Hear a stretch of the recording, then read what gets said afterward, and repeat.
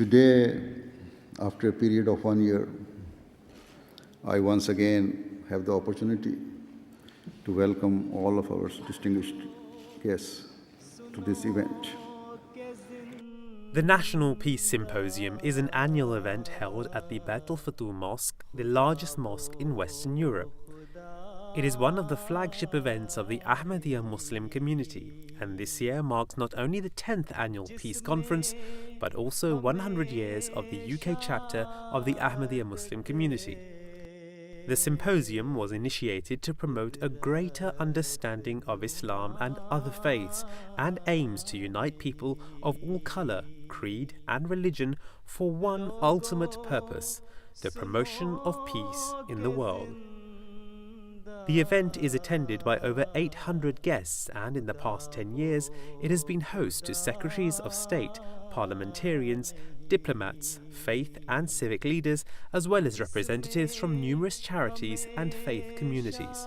I just want tonight, as your mayor, to thank everybody in the Ahmadi community for what you're doing to promote the things that made London shine out for my great-grandfather today. You are promoting this city as the world's greatest city of peace and understanding, and I congratulate you on that. One prominent feature of the Peace Conference is the awarding of the Ahmadiyya Muslim Peace Prize. The Ahmadiyya Muslim Prize for the Advancement of Peace was launched in 2009. It's an international award which recognizes the work carried out to advance the cause of peace. It is given to those who made a distinctive contribution towards peace without favor or prejudice. The prize was launched in 2009 by the spiritual head of the worldwide Ahmadiyya community, Hazrat Mirza Masroor Ahmad Ayyadahullah Ta'ala bin Nasrihil Aziz, and is awarded in recognition of an individual or organization's contribution for the advancement of the cause of peace. This prize is for SOS children, and we accept this honor with immense gratitude. The money will be spent for our work worldwide, wherever the need is greatest. Thank you. Since its inception in 2003, the National Peace Symposium has brought together people. It has broken down barriers and united peoples of all colours, faiths and backgrounds together as one in the promotion of peace in the world. The Ahmadiyya Muslim community continues to hold functions such as the Peace Conference, not only here in the UK, but all over the world, continuing the community's example to foster interreligious peace and dialogue. We constantly raise our voice calling for peace in the world. And it is the pain and anguish we feel in our hearts that inspires us to try and alleviate the suffering of mankind and to make the world we live in a better place. Indeed, this very function is just one of our many efforts towards achieving this goal.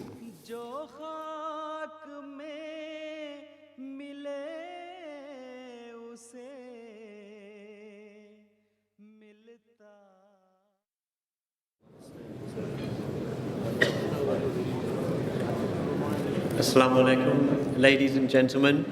Welcome to the 10th National Peace Symposium of the Ahmadiyya Muslim Community UK.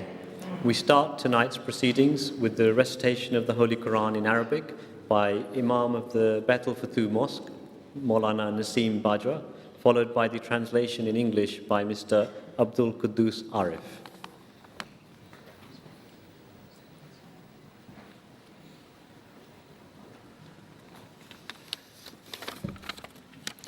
Assalamu alaikum wa rahmatullah.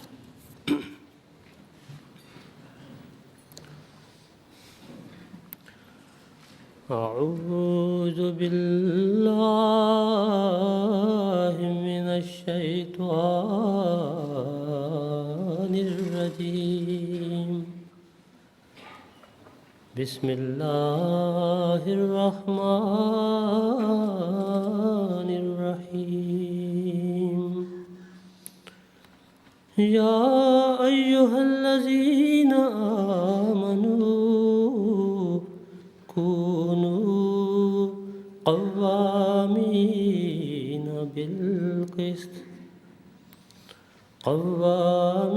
بالقسط شهداء لله ولو على أنفسكم أو الوالدين والأقربين إن يكن غنيا أو فقيرا فالله أولى بهما فلا تتبعوا الهوى أن تعدلوا وإن تلووا أو تعرضوا فإن الله كان بما تعملون خبيرا.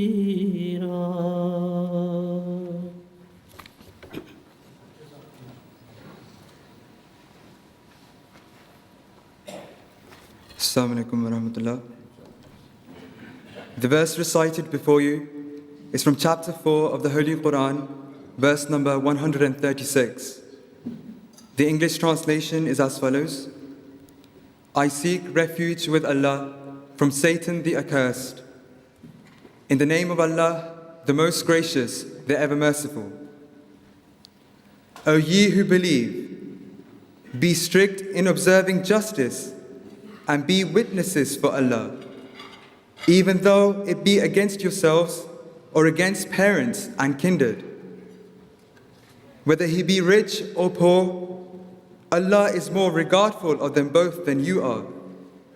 Therefore, follow not low desires, so that you may be able.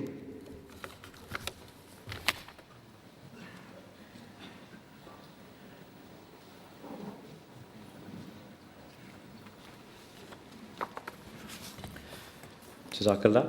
We have a packed program this evening and a number of guest speakers, and I'd just like to say if the audience wish to clap to express their appreciation after the speakers, they may wish to do so.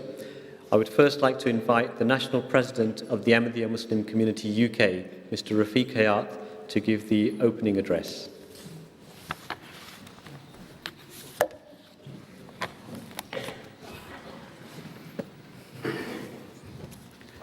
A'udhu billahi minash shaitanir rajeem. Bismillahir Rahmanir Rahim.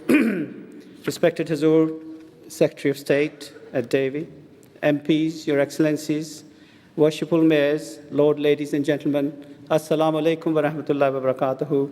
May peace and blessings of Allah be upon you. I'm delighted and honored to welcome you all this evening. In spite of the very cold weather, I'm very, very pleased that you were able to make it here tonight. 2013 is a very special year for us.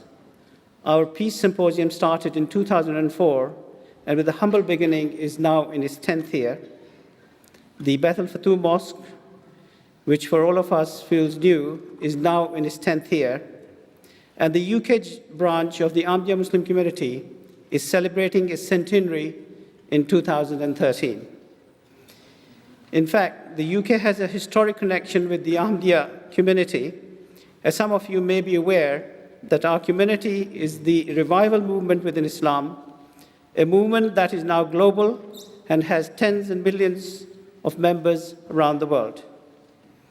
We are Muslims, but what distinguishes us is our acceptance of Hazrat Mirza Ghulam Ahmad as the promised Messiah and the Imam Mahdi of the latter days. He founded our community in 1889 and revived the true spirit of Islam, rejecting violence and all manners of compulsion in the matters of faith. And he promoted humanity, humility, and the humble service of mankind based on a belief in a living God. The promised Messiah received a revelation, a part of which was that he saw that he was speaking from a pulpit in London, and he interpreted that to mean that whilst he may not visit England, his message would reach these shores and find a home in the hearts of the righteous. The promised Messiah's writing reached England during his lifetime. In fact, he wrote a special book on the occasion of the Queen Victoria's Diamond Jubilee in 1897. But it was a few years later, after his demise, that the first spiritual leader, our Khalifa, sent the first Ahmadi missionary to the UK in 1913, thereby cementing the link between the community and the United Kingdom. The community bought a small piece of land in Southfields that then became the home of our first mosque, and indeed the first mosque in London, called the London Mosque. As I mentioned, the community is led by Khalifa. We are honored that since 1924, every Khalifa has visited the United Kingdom, and in fact, since 1984, the Khalifa has been based in London due to the persecution of our community in Pakistan. The present Khalifa, His Holiness Hazrat Mirza Masroor Ahmad, is the fifth successor of the promised Messiah, and he leads the global community in its endeavor to promote peace and to serve mankind.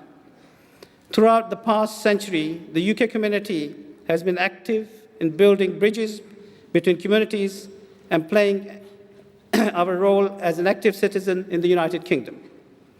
As a part of the centenary celebrations, we will be giving thanks to God Almighty, for Britain is a true home that provides true religious freedom, and that is something that we must never take for granted.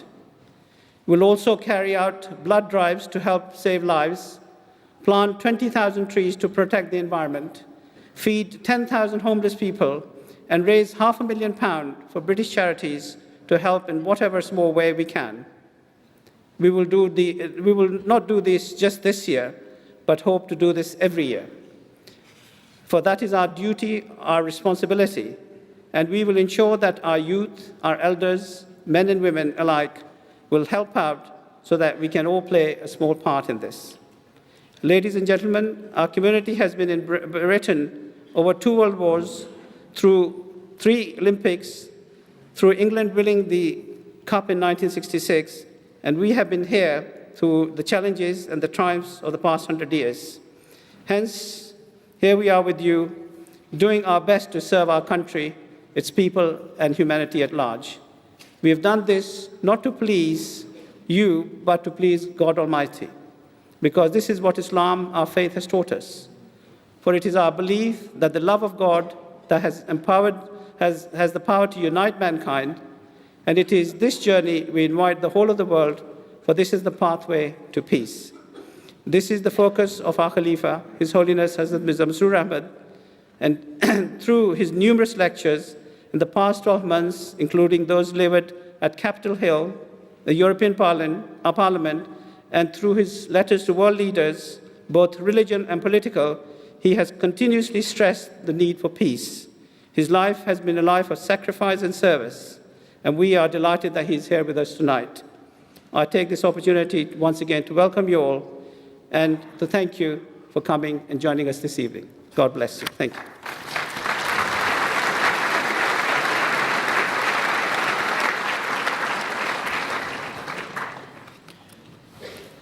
Our first guest speaker tonight is Siobhan McDonough, the Member of Parliament for Mitcham and Morden, a constituency she has represented since 1997, and it is the constituency in which this mosque stands.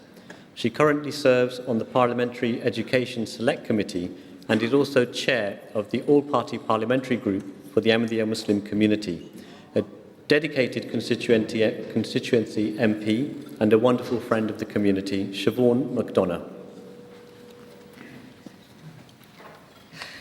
Thank you, Fareed, for that very kind introduction. Let me say how pleased I am to be here with you today to celebrate the Ahmadiyya Association centenary, an extraordinary achievement by most standards, and of course it is a particular honour to be here today in the presence of His Holiness Hadrat Khalifatul Masih. As-Salah Malaikum to you all. In the last several years, I've learned a great deal about Islam from your community. I have learned that Islam is built on the rights of life, equality, tolerance and justice. I have learned that Islam advocates the freedom of expression, the freedom of speech and the freedom of religion. And more importantly, I have learned that Islam is a religion of peace. These are important values. They are values embedded in Islam, but they are also the bedrock of democracy. And these are the values that are integral to a peaceful and cohesive society. Since being elected Khalifa, I know that His Holiness has tirelessly set about promoting peace. You have launched the National Peace Symposium and set up an annual Ahmadiyyan Peace Award, rewarding those who have shown an extraordinary commitment to the achievement of peace. You lead by example. More locally, I am extremely proud to hear about a group of Ahmadiyya Muslim youths who voluntarily cleaned the snow from the front of the hospital entrances and in the pathways of a local church in Croydon in January this year. Love of one's neighbour is surely the embodiment of peace, and once again, your community leads by example. I want to end with the words of a great man who received the Nobel Peace Prize in 1964 and who fought tirelessly for equality and peace. Darkness, he said, cannot be driven out by darkness. Only light can do that. Hate cannot drive out hate. Only love can do that. Martin Luther King. Thank you once again for inviting me back here, and thank you for taking the time to listen to this speech. Thank you.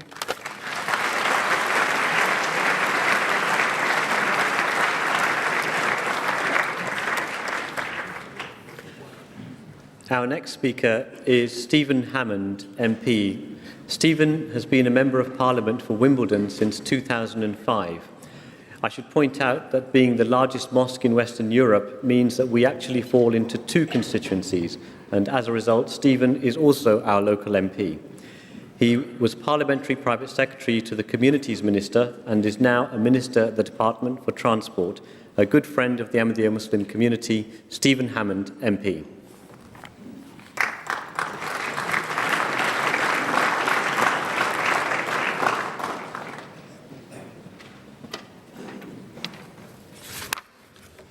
Assalamu alaikum.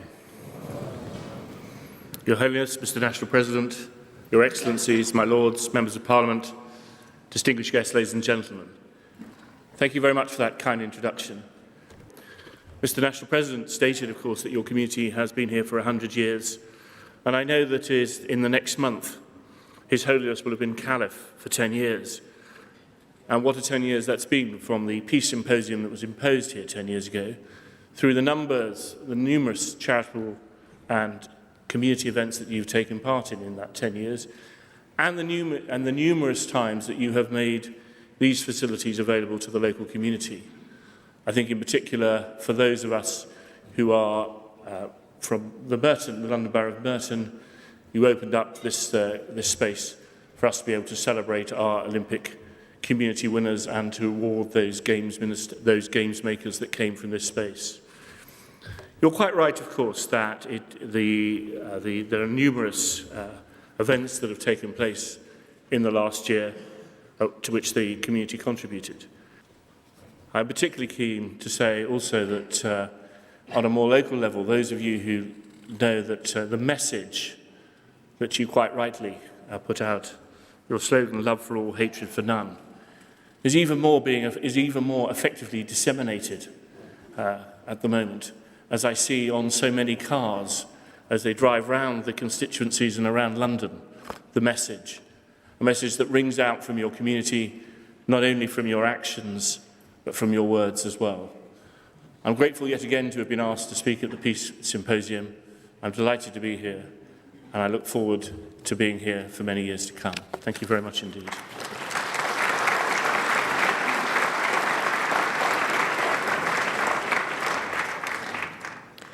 Our next distinguished speaker is Dr. Charles Tannock, MEP. Charles has been a member of the European Parliament for London since 1999. He has a keen interest in foreign affairs and serves as a member of the EU Parliament's Foreign Affairs Committee, as well as its subcommittee on human rights. He is also chair of the European Parliament Friends of Ahmadiyya Muslims group and hosted His Holiness's visit to the European Parliament in December. Charles is fluent in Portuguese, Spanish, French and Italian, but I believe he will speak in English tonight. Charles Tannock.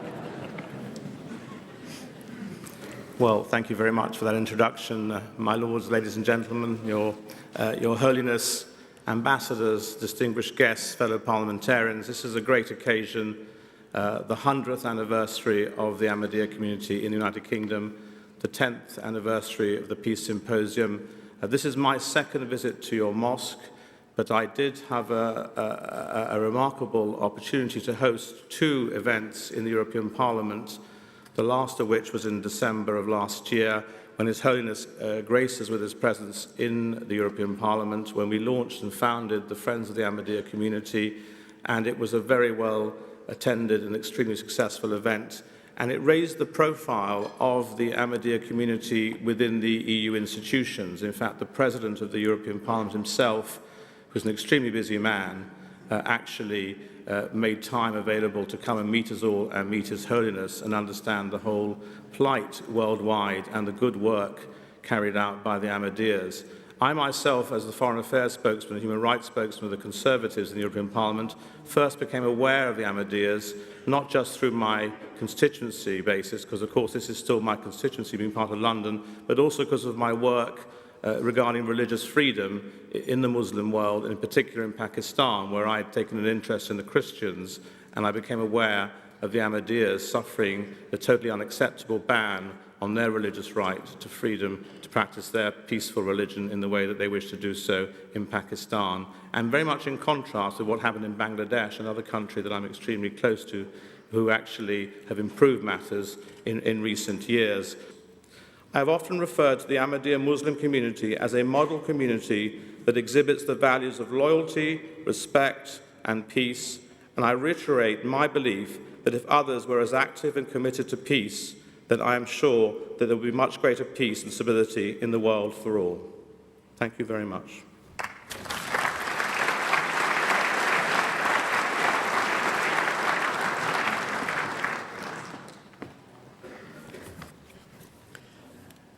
Our next speaker is from Canada and has the distinct honour of being Canada's first ambassador for religious freedom, a post he took up just last month.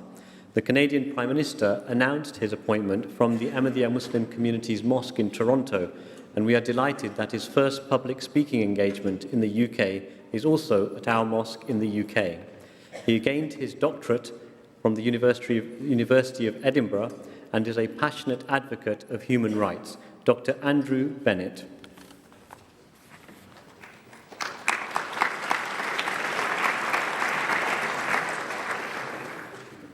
Wassalamu alaikum. Your Holiness, my lords, members of Parliament, members of the Diplomatic Corps, ladies and gentlemen, it's a tremendous honor for me to be here tonight. I'd like to thank His Holiness and members of the community here in the United Kingdom for this invitation. It's a great honor for me. At the February 19th event, when our office was announced, we emphasized that Canada would be a faithful friend of Ahmadiyya Muslims around the world. The goal of the Office of Religious Freedom and of my position as ambassador is about promoting and defending freedom of religion, freedom of belief around the world. The values of freedom, democracy, rule of law, and human rights, which Canadians and people here in the United Kingdom also value so highly, will guide my work and the work of my colleagues. The foundation of our work will be respect for inherent human dignity.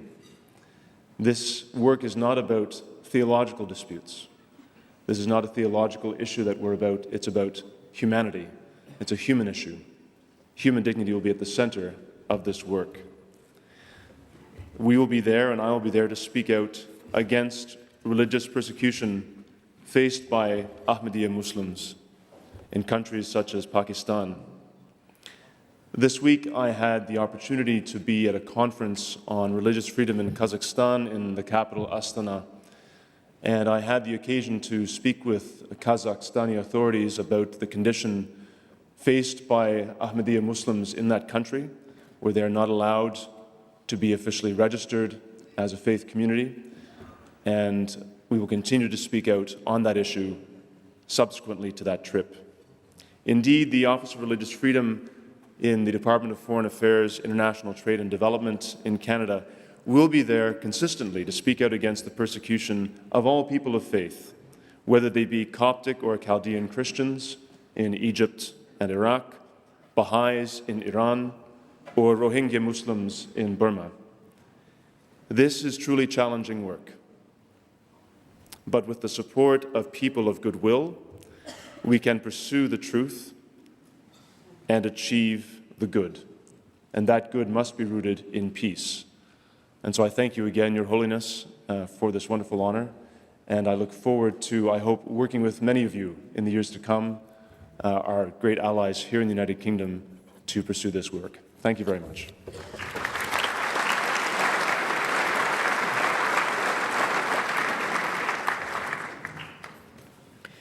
Our next speaker is also a long-standing friend and a distinguished parliamentarian, the Right Honourable Ed Davey MP, who is Member of Parliament for Kingston and Surbiton.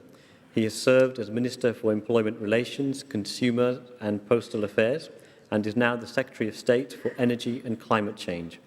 He has held a wide range of portfolios previously, including the Treasury, Education, Trade and Industry, and Foreign Affairs. And we are delighted that he is with us tonight, the Right Honourable Ed Davey MP.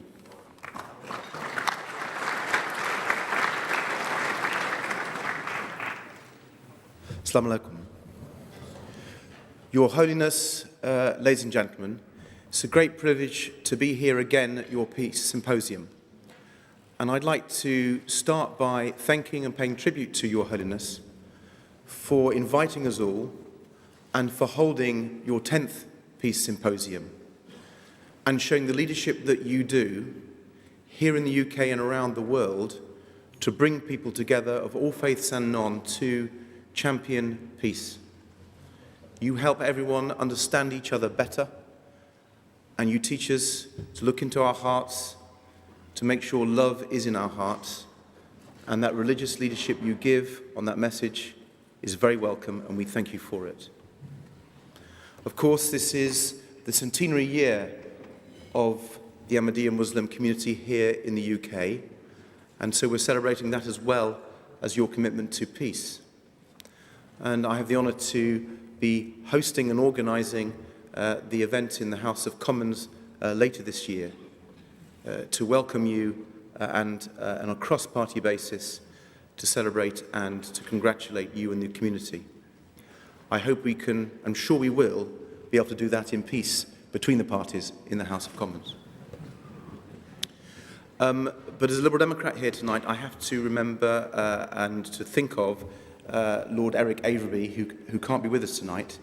He's been a long-standing champion of the community, and we think of him as he looks after his health. Whether it's coming to these symposiums, whether it's talking to many of my constituents who are Ahmadi Muslims, or whether it's going to the Jalsas, those wonderful conventions that you hold every year, I've learnt the commitment of the Ahmadis and Your Holiness, not just about talking about peace and putting that message forward, but of doing things that are practical about it. Your work in making sure people can have clean water in many developing countries is inspirational. Your commitment to bringing renewable energy to some of our poorest countries and communities is very admirable. And so I know that when I put the challenge to many people to make sure we are doing what we can to make sure climate change doesn't bring conflict, that I know you will be at the forefront of that work. So, Your Holiness, ladies and gentlemen, I know we are all waiting to hear from Your Holiness and to be inspired by your words yet again. But thank you very much for this opportunity, and thank you very much for your leadership.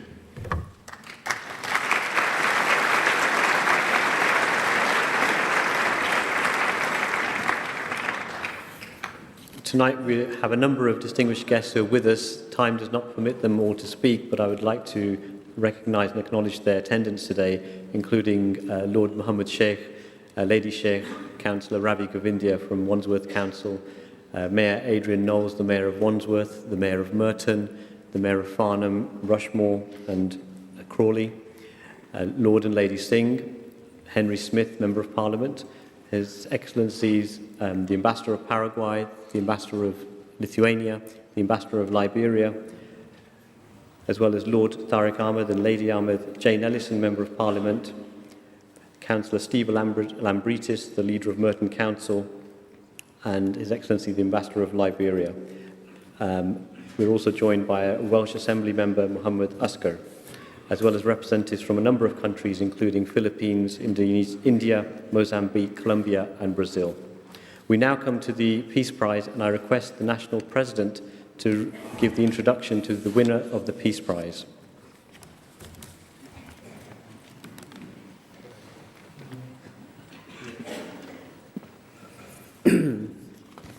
Thank you very much. The Ahmadiyya Muslim Peace Prize for the Advancements of Peace was launched in 2009. It's an international award which recognizes the work carried out to advance the cause of peace. It's given to those who have made distinguished contribution towards peace without favor or prejudice.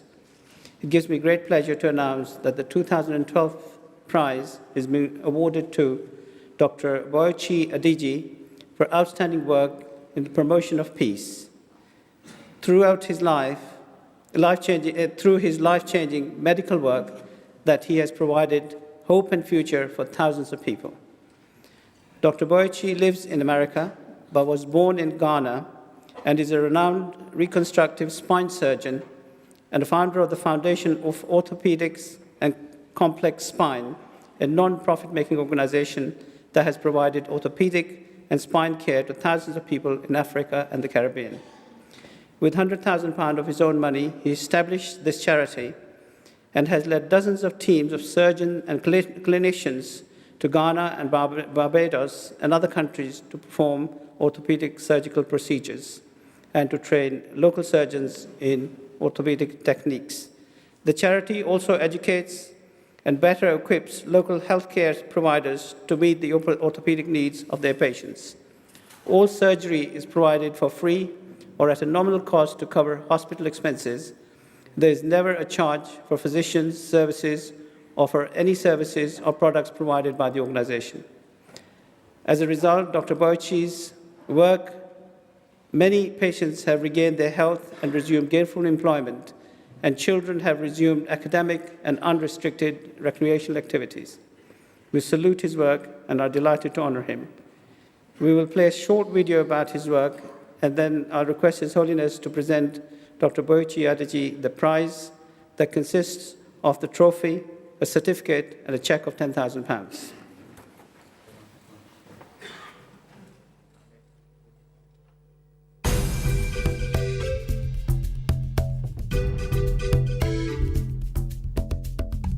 It has been a lifelong goal of Dr. Oheneba Boakye Adjei to make people stand straight, breathe better, and live a normal life. Dr. Boakye believes that complex spine surgeries could and should be provided in developing countries. Ghana is Dr. Boakye's homeland and is one of the world's poorest nations. There is a significant lack of health care for Ghana's population of over 20 million. Life expectancy for a child born this year is just 61.5 years. Many young adults here suffer from moderate to severe scoliosis caused by childhood infections like tuberculosis and polio. These viruses can penetrate the spinal vertebrae, causing life-threatening curvatures of the spine that may constrict breathing. Left untreated, the spine can become deformed as the patient grows and develops. Because of this lack of health care, in 1998, Dr. Boakye led the first team of focused medical volunteers to Ghana. Using borrowed or rented space to perform their complex surgeries, the team soon realized that a dedicated space was desperately needed. The 50-bed dedicated facility provides comprehensive services that include ambulatory services, diagnostics, pharmacy, laundry, physiotherapy, outpatient consultation, and surgical care.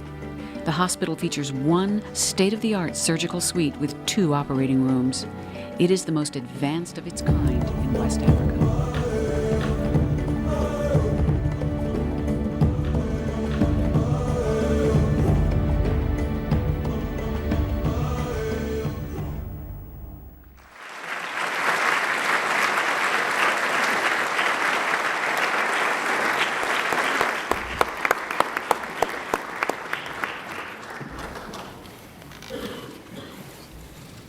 Congratulations.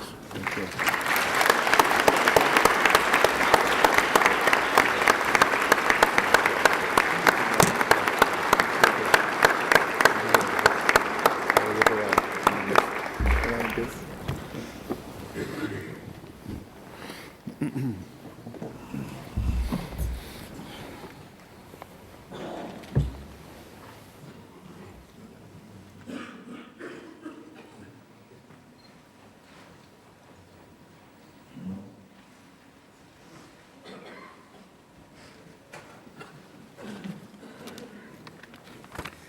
Assalamu alaikum. Your Holiness, Hadrat Mizra Masroor, spiritual leader of the Ahmadiyya Muslim community, Excellencies, Honorable Ministers, distinguished honorees, guests, ladies and gentlemen. I'm deeply honored and humbled to receive this award for the advancement of peace, since I know there are many others as deserving as I. But I stand here on behalf of all the role models from my youth, the early years in elementary and high school, and in later years, the academic, medical, and philanthropic disciplines, and the volunteers of the Focus organization. They have all inspired me and shared in my dream to give back to the poor, the crippled, and the disabled children and adults in Africa, particularly in Ghana. The over 500 Focus volunteers, mostly from my hospital, for the Hospital for Special Surgery in New York, have also come from all walks of life. We have had volunteers from the United States, Mexico, Argentina, Spain, Italy, Norway, India, New Zealand, Japan. To them all, I say big thank you. And above all, many thanks go to my family for their prayers, especially my dear wife, their support in standing me in all my decisions and activities over the years. We have together built our future from the jungles of Ghana to the bright lights and skyscrapers of New York, to the freezing cold, wintry snowstorms of Minnesota, to the sunny west coast of California. But our hearts have always been home, Ghana, and we thank God for keeping us safe and on our feet. As a young first grader, I vividly remember the struggle for independence in Ghana, when political opponents faced each other in my neighborhood in Kumasi, which compelled my family to seek refuge in our village. It's good to have a village. It was the longest day of my life as we journeyed on foot for 6 hours through pathways and narrow trails. I must say that it was the longest day of my life. As the UK chapter of the Ahmadiyya Muslim community marks its centenary anniversary, we are all reminded by the mission of His Holiness, Hadrat Mirza Ghulam Ahmad, to engender in people's hearts the love of God and the duty to serve mankind. This is what Focus is doing in Ghana, a country of 25 million with only a dozen orthopedic surgeons. And the statistics is no better in other parts of sub-Saharan Africa. You can imagine the need for help. And as I said during the opening ceremony of the Focus organization, the harvest is plentiful, but the laborers are few. And we should all pray to the Lord of the harvest to bring more laborers into the field. The struggle for independence is over, but we still continue in significant ways. Improvements are needed in education, health, nutrition, a culture of tolerance, and peaceful coexistence. This is where our governments and all concerned citizens can play a major and critical role. I personally learned of giving back early in life when I witnessed firsthand a pediatrician who, after training abroad in the UK, returned to my hometown in Ghana to care for the sick children. I was one of the sickest at the mercy of traditional healers who had no clue how to diagnose my illness and lacked the ability to prescribe remedy for my ailing body.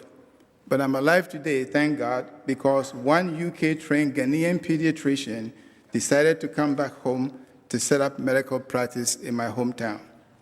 It was not how much money he made taking care of the sick kids like myself, but I'm certainly sure he derived gratification saving our lives and giving children new leases on life.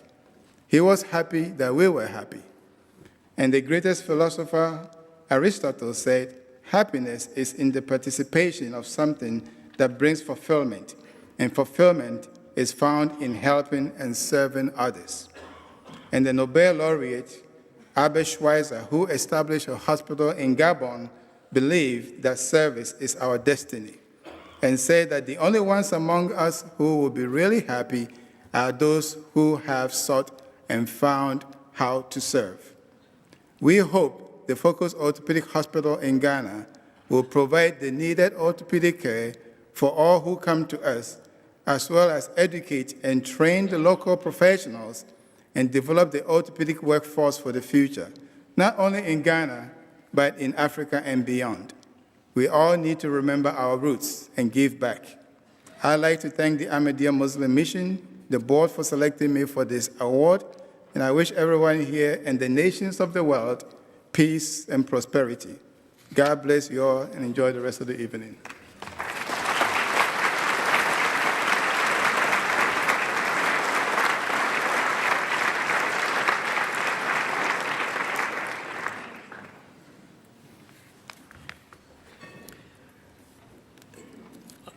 Thank you. I should have also earlier acknowledged His Excellency, the High Commissioner of Sierra Leone, who's with us as well. We now come to the keynote address of this evening by His Holiness Hazrat Mirza Masroor Ahmad, the head of the worldwide Ahmadiyya Muslim community.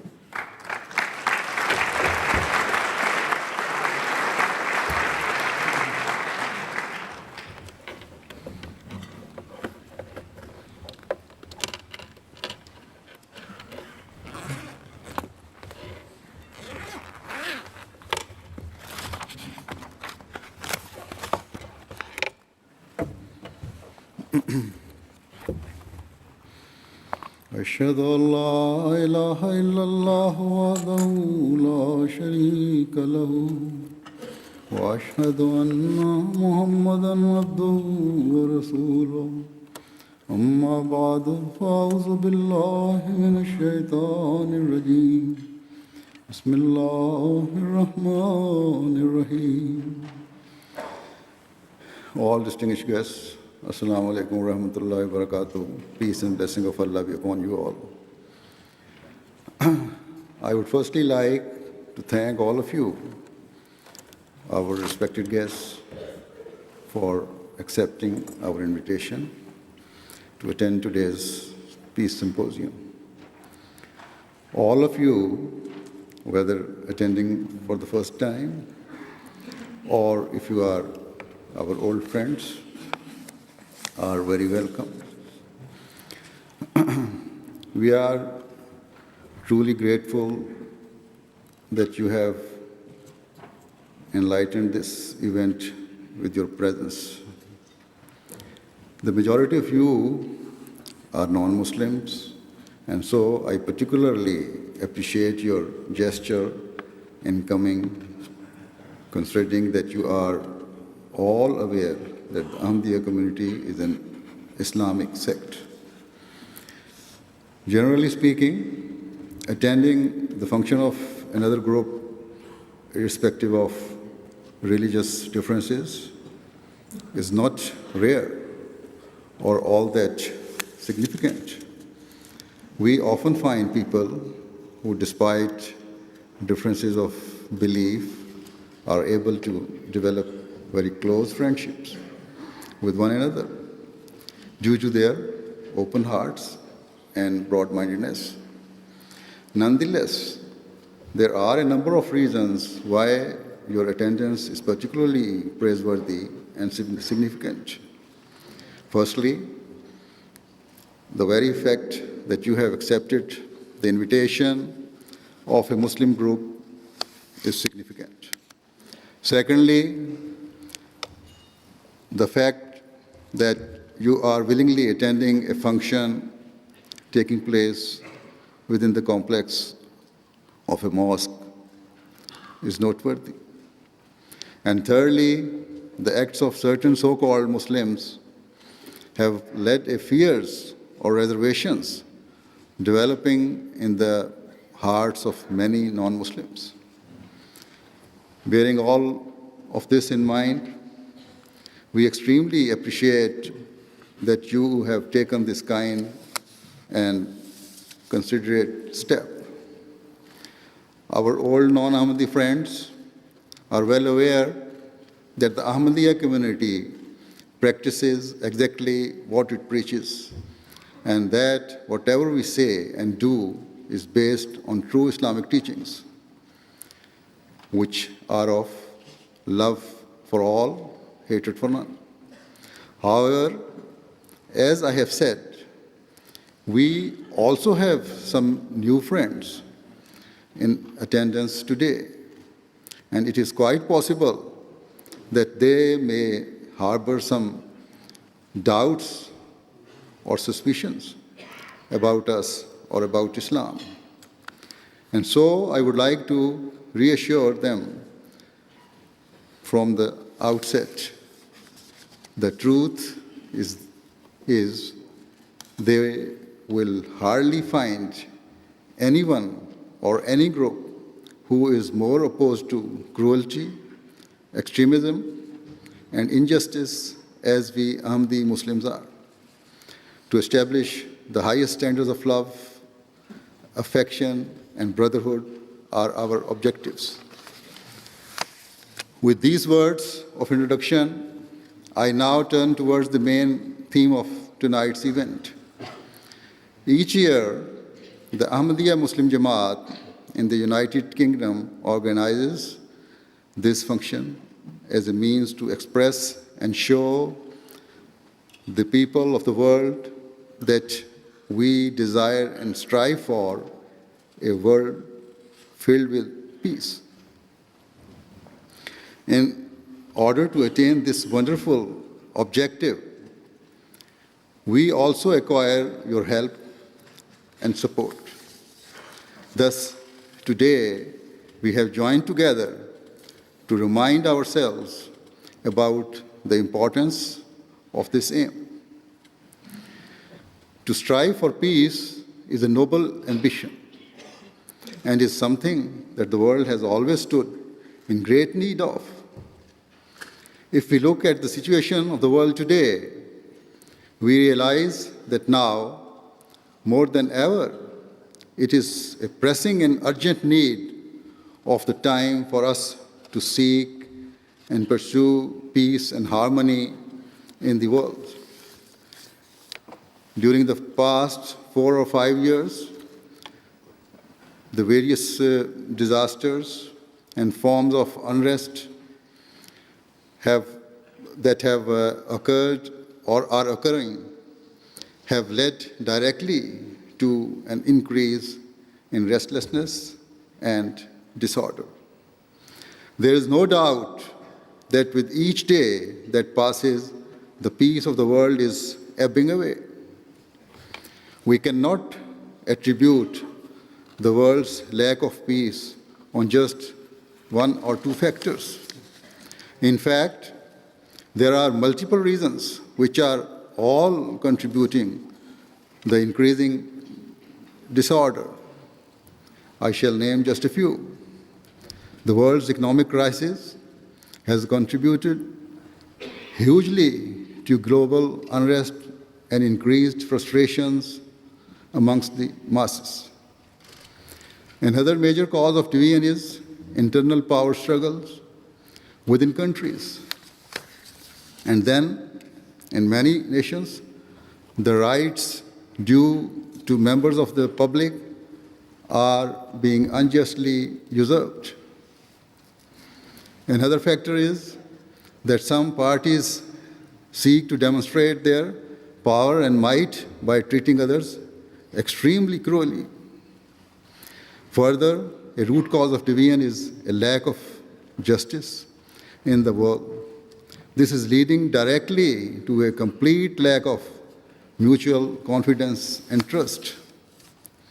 Another cause of unrest is the fact that people or governments look at the wealth and resources of others with a sense of envy and greed.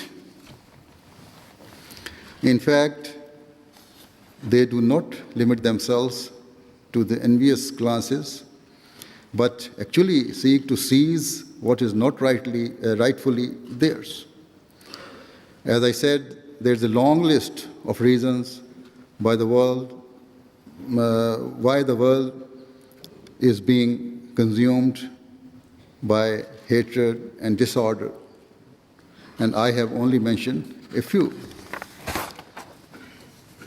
These issues are of grave concern, and we must reflect over how to solve them so we can seek to establish global peace. Enmities and differences are increasing daily and are rapidly spiraling out of control. The state of the world is going from bad to worse. Something which has been said in the past, which is very true, is that whilst it is extremely difficult to make a good friend, it is very easy to make an enemy. If we look at the world today, we find that from the very smallest scale of society to a national and international level, these are the circumstances that are prevalent. Not only do people espouse hatred and carry out evil acts, but they are also inciting others towards such cruelties and oppression. On the one hand, the numbers of those who are causing conflicts is ever increasing, whilst on the other hand, the numbers of people who are actually acting with justice, good morals, and trying to bring about reconciliation is ever decreasing.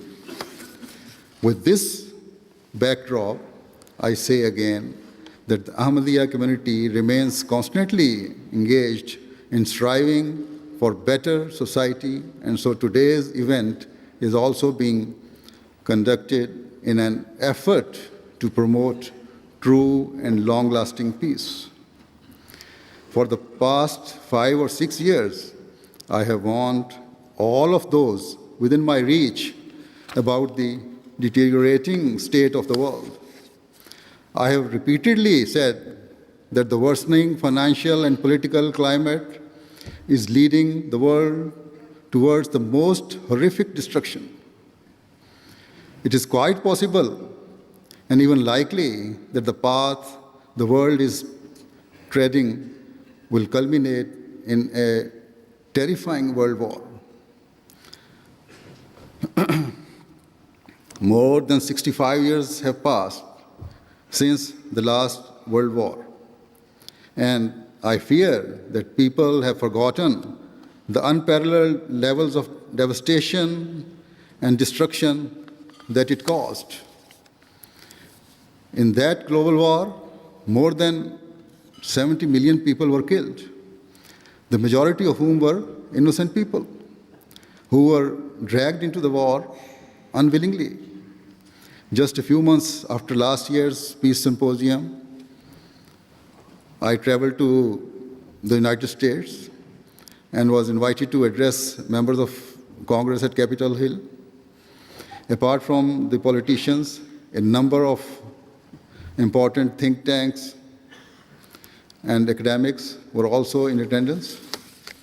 In my address to them, I said that as the world's biggest superpower, the United States had to consider its responsibilities to the wider world. I said that if they fail to fulfill their obligations, And if they fail to observe the proper standards of justice, then they would lead the world towards a terrifying destruction. I said that the coming generations would lay the blame at the feet of us, and in particular, the major powers of this time. Our children or grandchildren would not forgive us because they would know that we could have prevented the harrowing legacy that we left behind for them. Similarly, last December, at the European Parliament in Brussels, our good friend who has just spoken as well, Dr. Charles Tannock, MEP, organized an event in which I was able to address members of the European Parliament. Also in attendance were MPs from various national parliaments and a range of other dignitaries and influential people. I took the opportunity to remind the European countries of their responsibilities as member nations of the European Union. I have delivered the same message, calling for peace and justice. On many occasions in different parts of the world, I do the same. I do not know how much impact my views have had on those who have listened to me.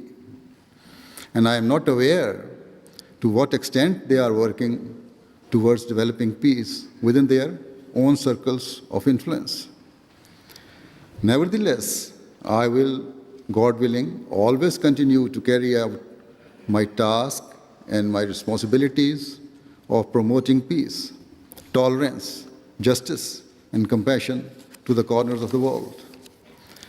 I will continue to tell all people that in order to be relieved of the pain and suffering that we face today, we must adopt true justice and equality.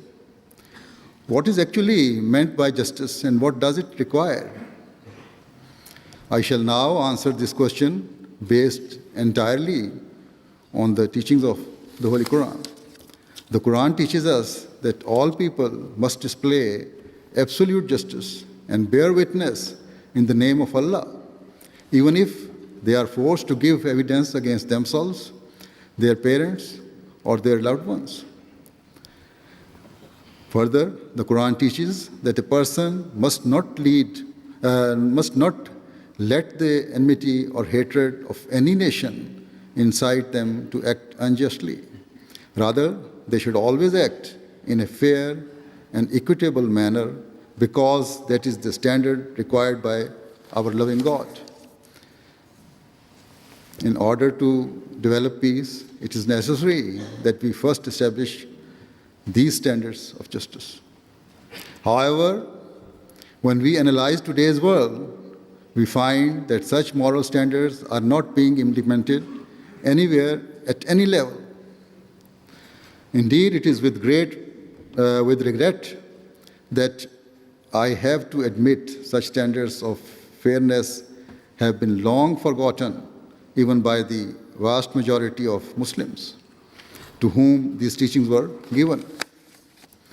We neither find these standards of justice between people in society, nor in terms of the relationship between the general public and their governments. Similarly, such high standards are not visible in international relations. It would prove extremely difficult to find even one person who is willing to give evidence against himself or his loved ones in order to uphold the true requirements of truth and justice. In the same way, it would be almost impossible to find a country that acts entirely fairly with another nation with whom it is in dispute or considers to be an enemy. Keeping all of this in mind, if we want true peace and if we want to save the world from destruction, then we must act with justice, integrity, and be ever faithful to the truth. If we want our children and future generations to look back at us fondly rather than with anger that we left them disabled and handicapped, we must act in accordance with the standards of equity I have spoken of. If we fail to do so, then there will be nowhere left to hide and no escape from destruction. I purposely use the word disabled in terms of the legacy we leave to our future generations. This is because it is extremely likely that if a world war takes place, nuclear weapons will be used. The effects of atomic warfare are beyond our imaginations and will last for generations to come.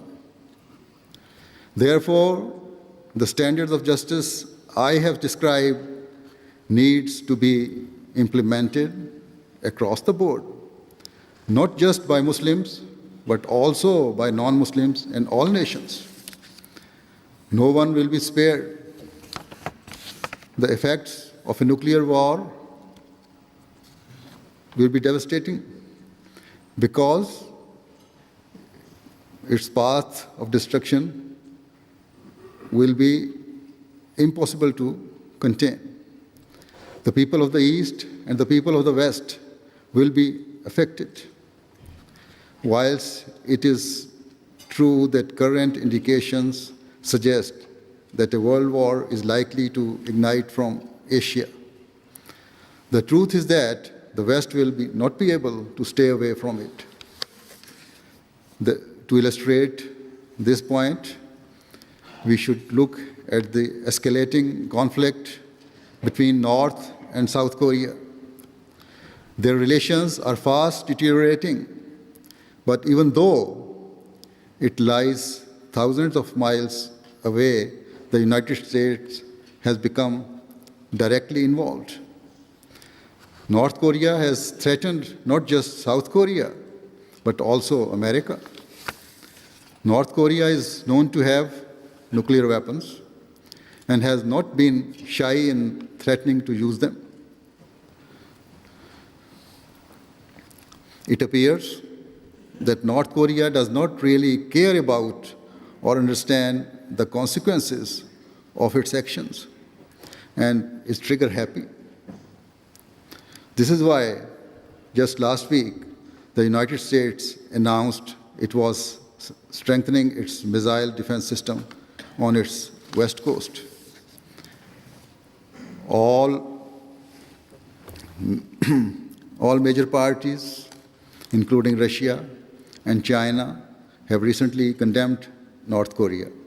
Although the long-term views of these two countries are not entirely clear. Another example of conflict is visible if we look at the relations between China and Japan.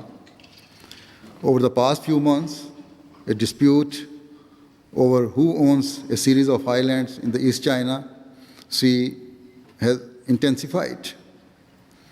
Again, we cannot say that this dispute will be limited to the two countries.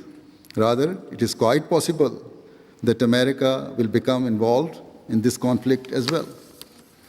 Whilst the United States has publicly called on both countries to show patience and restraint, its real sympathies lie with Japan. The America-Japan alliance is such that if a war between China and Japan were to take place, the United States would actively side with Japan. Today, a major tactic used to try and harm enemy nations is to target their trade and business interests. The world today is not the same world it was 50 or 60 years ago. Even back then, the acts of one nation affected others. However, today it is at a completely different level. As the world has become extremely closely knit and interdependent, China is emerging as an ever-growing, progressive economic might and is expected to become the largest in the coming years. Its economic might is so strong that commentators have said that its power is causing great concern to the United States. Indeed, it is being rightly said that the United States will seek to halt China's economic progress and will leave no stone unturned in this effort.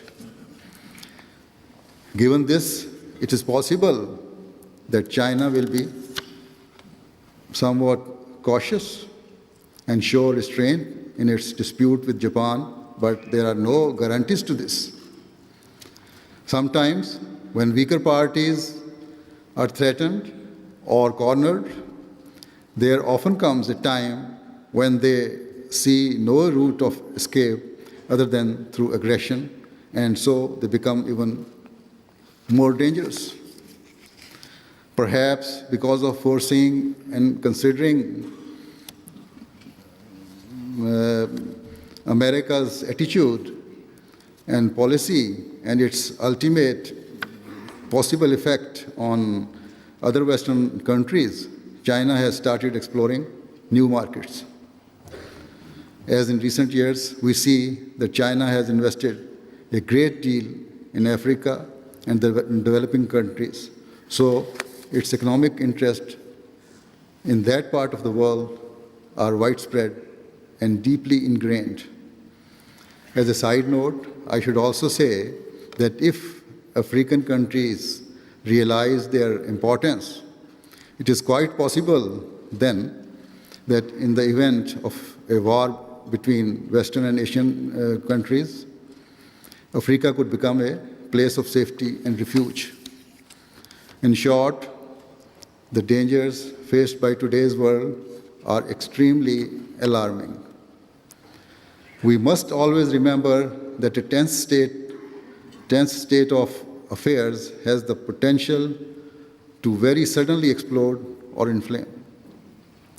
Small and seemingly insignificant matters, if not handled delicately, ultimately prove to be the basis for extremely dangerous results. History bears witness to this, and certainly this is what we have seen in the First and Second World Wars. In the same way, today, the desperate state of affairs in Syria also seems to be leading us down a path towards something far wider and even more devastating. It apparently remains a war between government forces and opposition rebels. Yet, we are fast approaching a death toll of 100,000 people. A number of powerful countries think that if the opposition rebels proved victorious and were able to form a government, then the situation in Syria would certainly stabilize. They believe that the conditions of the Syrians and the relations between the Syrian government and the international community would improve. However, if we look at the recent examples of Libya and Egypt, after their so-called revolutions, we should realize that the situation would not necessarily improve. A sign of this was witnessed already earlier this month when a group of Filipinos who were posted as United Nations peacekeepers were taken hostage by a Syrian rebel group. Further, the rebels say they do not need peacekeepers or food aid. Rather, they want weaponry such as anti-tank and anti-aircraft missiles. Such acts and statements do not inspire confidence that long-lasting peace is their objective. So what should be done in Syria? If the world sees that cruelty and oppression is continuing to take place and the desperate Syrian people are crying out for help, then the neighboring countries should unite together in order to stop the cruelty and establish peace. They should not seek to fulfill personal or vested interests, but their goal should only be the peace and prosperity of the local people. The Holy Quran teaches that when cruelty has been successfully stopped and the aggressor pledges and adopts peace, then undue restrictions should not be enforced as a means to express power and might. Although this key principle particularly applies where one country attacks another, it can actually be applied to all situations in order to establish peace. Recently, a wise suggestion was made by the Israeli President, Shimon Peres, about how to deal with the situation in Syria. He suggested that rather than Western countries intervening to remove the government, the United Nations should send a peacekeeping force to Syria consisting of only Arab soldiers. So it does not appear to be a Western invasion or imperialism. He further said that as the Arab League is a local organization that already exists, it should use its influence to try and establish just and fair government in Syria. The Holy Prophet Muhammad ﷺ said that wherever a person finds words of wisdom or good advice, they should adopt them and should not look to see who has given the wise counsel. Therefore, regardless of the fact that it is the suggestion of the President of Israel, the Muslim countries should pay close attention to this proposal. Unfortunately, Syria is not just a single issue in itself to solve, but a major obstacle in the pursuit of peace is that within Arab nations there is little or no justice. When they do not treat their own citizens fairly, how can they seek to bring justice in other countries? This leads to the conclusion that the entire world is confronted by division and stands on the brink of disaster. No parties will be spared if the situation gets any worse. Eastern countries that have Western support or Western governments themselves will have to bear the effects of the increasingly destructive state of the world. The end result is likely to be a horrific and destructive war. I say once again that such a war will more than likely include the use of non-conventional weapons, meaning nuclear weapons. Amongst all of this, there is only one hope and one guarantee of peace, and that is for justice to prevail in the same spirit that the Holy Prophet ﷺ has taught, that you prefer for others what you prefer for yourself. If such justice can develop where each country and each great power prefer for others what it prefers for itself, then we can still find peace. It requires all parties to give truthful and fair testimony, and rather than veto power for a select few. There should be true democracy and justice across the board. If these steps are taken, then we will find peace between nations, and we will find that terrorist organizations will die away and lose all support. Until recently, the main terrorist groups were based in Afghanistan or Pakistan, but in the past few years, we have seen that they have also emerged in some African countries and elsewhere. But if true peace through justice prevails, then certainly the members of the general public will stand up and forcefully reject extremism, and so terrorist organizations will die away. It is a tragic irony that so-called Muslim terrorist groups are defaming Islam by justifying their hate-filled activities in the name of the religion. The truth is that their Islam has nothing to do with the real Islam. The true Islam is a religion of peace that has enlightened the world with its beauty and purity. As I said before, there are multiple causes of why the world stands on the brink of disaster. And the rise of terrorism. The rise of terrorism is one cause. The threat of the world war is the biggest threat to today's civilization. It is a real threat. And to prevent such an outcome, we will have to think in a fair and just way so that we can save the world from ruin.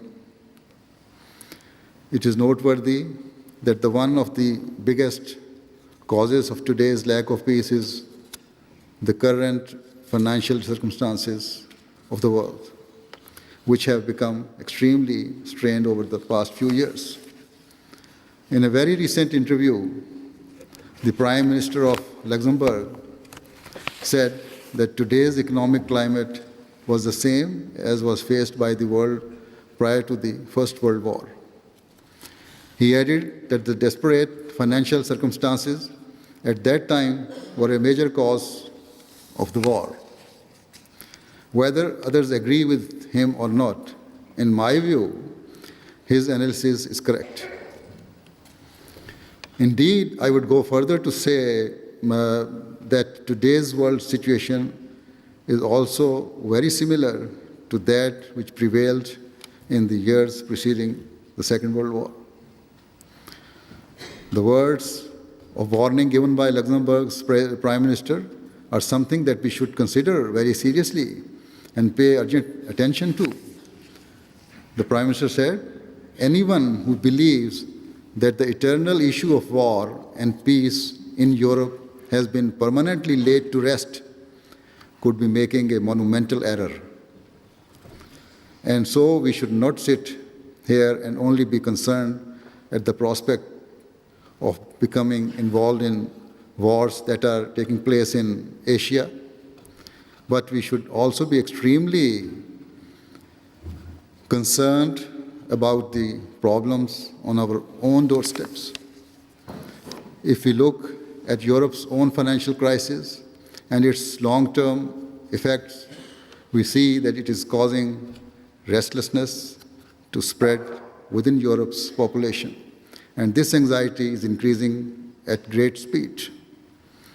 If not handled properly, the results of such frustrations and desperation will prove to be catastrophic.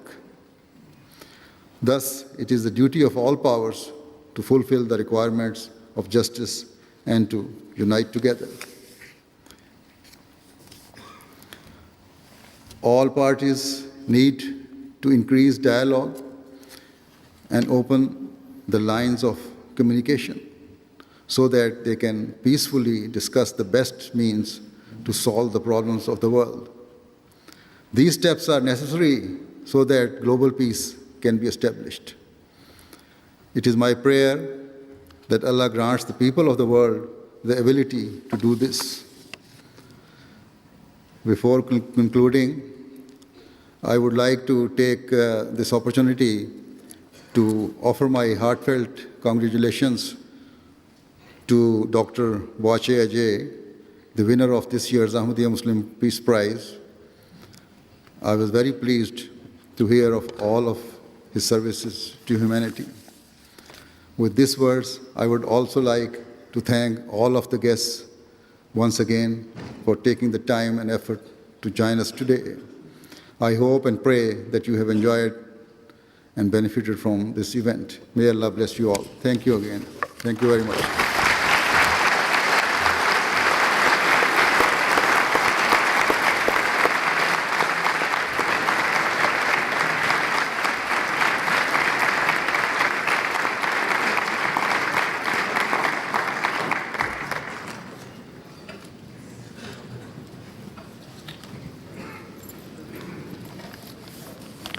Ladies and gentlemen, His Holiness will now lead us in silent prayer before food. We pray by raising our hands. You may join us in any manner you feel comfortable.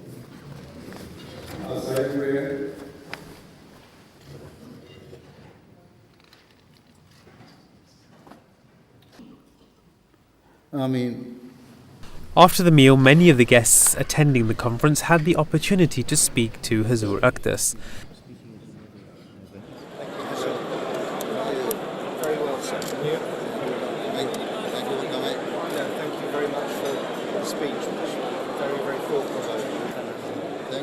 Hello, thank you. Well, it's been delightful to be invited, and as I'm the local council there, it's a lovely community we have, so thank you very much.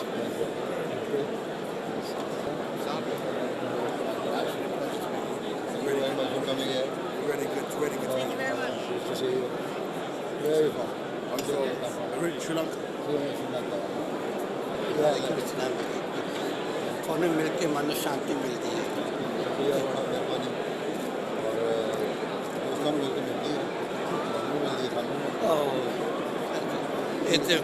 मेरी खुशकिस्मती है It's my great honor and privilege to meet you. Pleasure to meet you, yes. Hello, Your Holiness. Thank you very much for inviting me this evening. I've enjoyed it immensely. Thank you very much. The event was attended by several hundred guests, including ambassadors, special dignitaries, members of parliament, representatives from charities and faith communities.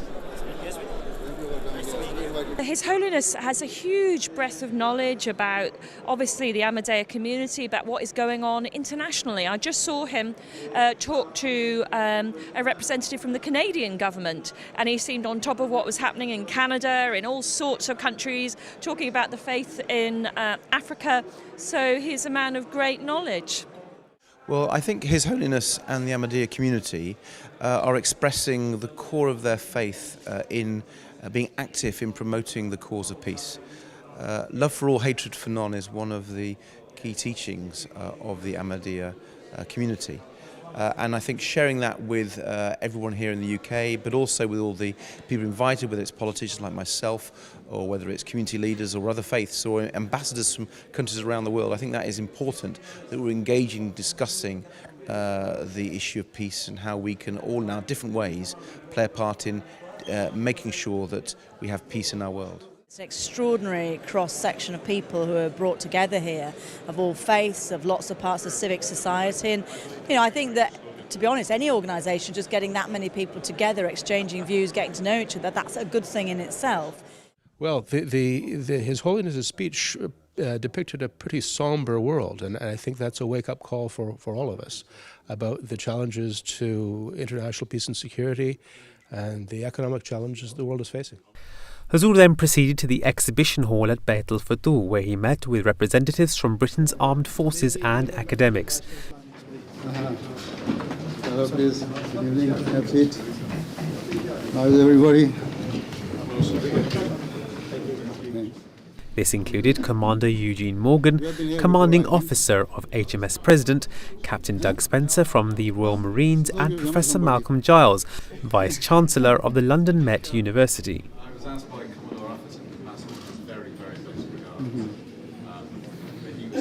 Following this, Hazur met with human rights activists and reporters from the English media.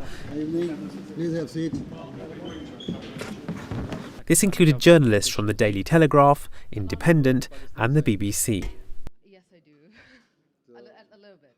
The final group of people to meet with Huzoor were senior members of the Pakistani community in the United Kingdom and representatives of the Urdu press. I was talking about what Surat Nisa says about inheritance of properties, about forced marriages, about rape should not be. The event, and in particular the keynote address by Hazrat Amirul Mu'mineen Ayyadahullah Ta'ala bin Nasrih al-Aziz, was well received by many of the guests. I think it was a marvelous gathering. One thing I noticed about the gathering tonight is that there were a number of non-Muslims there. There were Christians, there were Jews, there were some Sikhs as well. So I think a gathering like this is very desirable because by coming here, they begin to understand the true message of Islam. I thought His Holiness really touched on so many different aspects in geopolitics. And his analysis, I think, showed a great depth of wisdom and an awareness of various situations. So I was really appreciative of his words and sort of what he had to say. Understand the different parts of Islam, and I think what I've come to understand today is the peaceful side, and I think that's what I'm going to take away, the lovely, friendly atmosphere and the feeling of peace and love to everybody.